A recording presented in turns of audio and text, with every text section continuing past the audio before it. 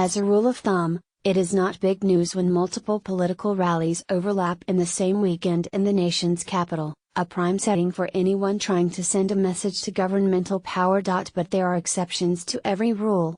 And certainly, in this case, an exception for a large gathering of juggalos airing their grievance against the Federal Bureau of Investigations. More on this later.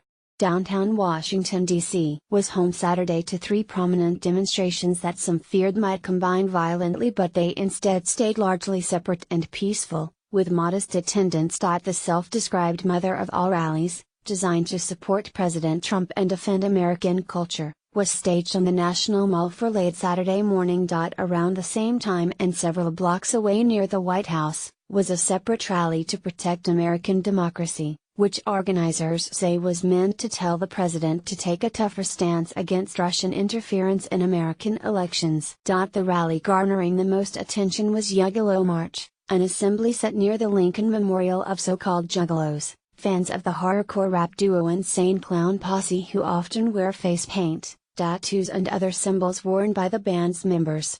The march was described on its website as a collective statement from the Juggalo family to the world about what we are and what we are not. ICP was founded in 1989 and, despite disdain from many in response to the group's crude and sometimes violent lyrics, developed a considerable and dedicated following of juggalos. The term derives from a 1992 ICP song, as NPR's Tanya Ballard Brown reported. In a 2011 report, the FBI classified Juggalos as a loosely organized hybrid gang following violent incidents allegedly committed by fans of ICP. Juggalos, in tandem with the ACLU, sued the government in 2014, claiming Juggalos' constitutional rights to expression and association were violated by the FBI's classification. The case was first dismissed, then later reinstated. The Juggalos say the gang label has, through unfair discrimination, made it difficult to live a normal life for many of their members, some of whom were scheduled to speak on stage in Washington on Saturday as part of the effort to express their anger to the FBI.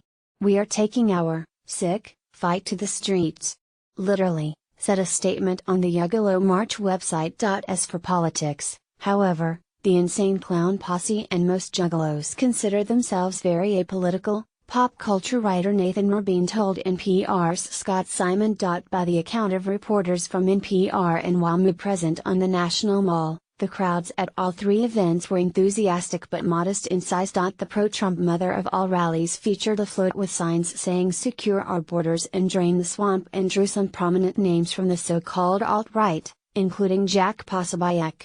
The rally's organizers wrote on their websites that Confederate flags and racism would not be allowed, clearly hoping to distinguish themselves from the march of white supremacists that turned deadly last month in Charlottesville, Virginia. Nevertheless, as NPR's Windsor Johnston reported, some counter-protesters attempted to tie the Moore rally to Charlottesville, including one who held a sign featuring an image of the woman killed by a motorist there. Officials kept all three protests far from each other, which, along with a heavy police presence, appeared to keep the Saturday events peaceful, reported WAMU's Sasha Ann Simmons.